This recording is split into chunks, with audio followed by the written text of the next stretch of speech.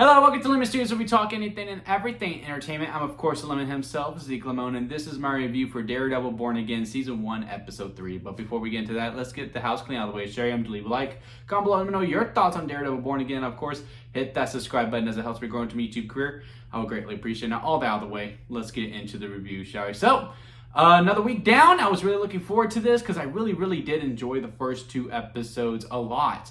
And this episode, again, was another good episode. I thought it was a really engaging. I was really intrigued by the whole way through. Again, never had the urge to check my phone. The time just flew by, and a lot of that was due to it being a shorter episode than the other two. I think this was the shortest out of the three that have been released so far, because I looked at my clock when I saw the credits roll, and I was like, wow, it's only 8:40. Like it was only 40 minutes, because I think the other two were 45 plus, if I'm remembering correctly. And I will say, because unfortunately, if we're gonna rank them as we go, which we tend to do here on this channel, I never mean to. I just end up doing it for some reason. Out of the three, something had to be third, and I will probably say this one is in third place for me. I don't know, just because the weight of seeing new Daredevil, and now here it is. And now, it's had a week to settle in, and now, I'm in for the ride, and now the expectations are a little more moderate. I don't know if that's the case of it, because again, there's really nothing wrong with this episode. It is good. Like I said, I had never had the urge to look at my phone. Again, the time flew by. I thought everything was very engaging.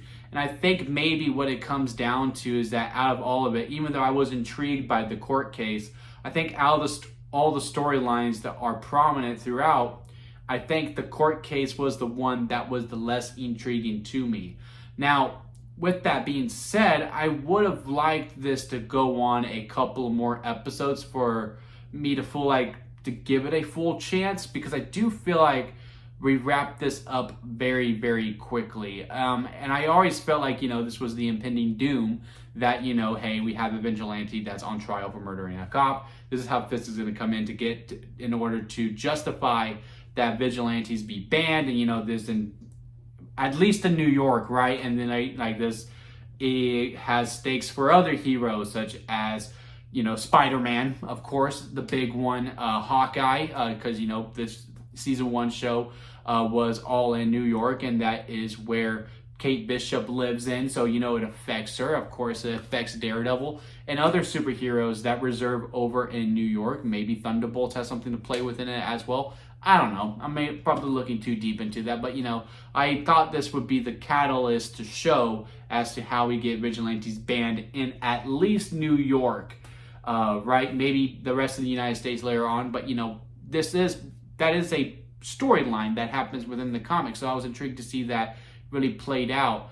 But the fact that we got this all done within one episode, again, even though I wasn't super attached to the White Tiger case, it just kind of felt a little not jarring. It just felt, again, just didn't have the fair shot in order for me to fully invest into it. Now, what else would I have added on into it? I don't know. I think I would have liked to see Fisk more involved or more intrigued by the case, as opposed to at the very end when he sees the ruling on it, and he sees Matt, and he's like, "Oh, I'm disgusted. Get BB on the phone and let's go to her." And I'm kind of like with his main PR person. I don't know the exact terminology.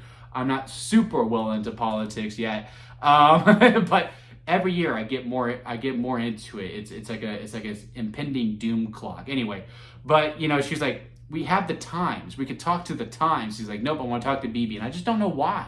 I am intrigued to see how that relationship comes into play. Again, I am intrigued by the BB character.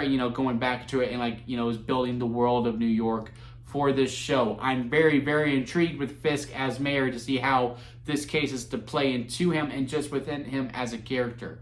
I'm curious about Murdock, fighting the devil within, trying to really not become Daredevil again, even though it's calling to him every single week as this show progresses. I'm into all of that, but then when we got to the case, there were some moments that I really liked within it. I really did like, when we were trying to get this witness to the stand, and then, he goes back and goes, I can't come clean because, I want to stay alive. He was just really scared, right? And, he sees the cops. He's like, I'm public enemy number one if I admit to this. Nope. Then I'll go over there and just lied. Murdoch's pissed off. They go over, they have a conversation, goes, we're just going to see if, him being a person is our only play. And then Murdoch outs him as the White Tiger. Judge brings him and the other lawyer in. Really like all that dialogue that was being presented within it, saying, you said last week, not last week to us, but last time we were in here, you gave this whole plea about how we cannot use the White Tiger within this case, and then you come in and blatantly just out it for it. Okay, yeah, no, I know it's open season for my clients, all good, I'm sorry, I did not mean for this. It's just, I had a witness, and somehow they thrashed him, and I just felt like I was forced to do so. And then the closing arguments that both Murdoch and the other lawyer did too, I thought both arguments were really, really strong, because when Matt talked, I was like, yeah, he was just doing the right thing. Yeah, there's no way he would.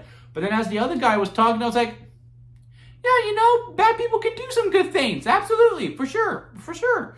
And I was really curious to see how the jury would go about it, if he was going to be guilty or not guilty. There was a lot of anticipation when it goes, we, the jury, find the defendant not guilty. I was like, okay, no, they got the win.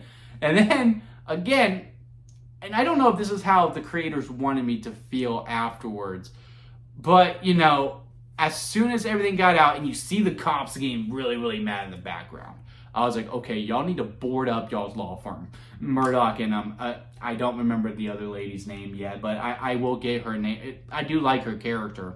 I just don't have her name down by memory yet. But I was like, y'all need to get y'all's law firm boarded up, locked down, maybe board up your windows at your apartments too. White Tiger, you and your family, y'all need to move. Y'all need to just go away. Don't put the suit back on. Run. But then you just see Murdoch having dinner with his girlfriend. I did like the moment that they have where, it was probably the first time he actually openly talked about Foggy with someone, how he brought the bottle out. I thought there'd be a joke because, they had whatever funds they had left and they got this bottle. Well, I guess, if it was all the money they had left, it had to be a nice bottle. But I thought it would be like some kind of cheap bottle or something. I don't know. And they take a sip like, y'all worked for that? I really thought there would be a joke there. But it wasn't. It was still nice and sincere. Again, I liked the little dialogue that they had there. I really liked the dialogue in the show overall, in fact. And then, he goes on, he puts the suit on, and then he goes out. And I'm just like, surely you're going to get jumped. Everyone knows who you are.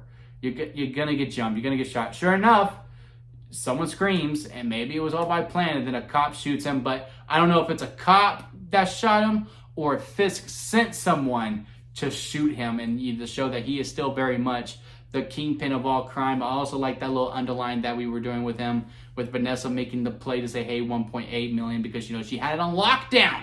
She had the crime scene on lockdown, and now, the inmates are starting to run the asylum. I really like that undertone there, too.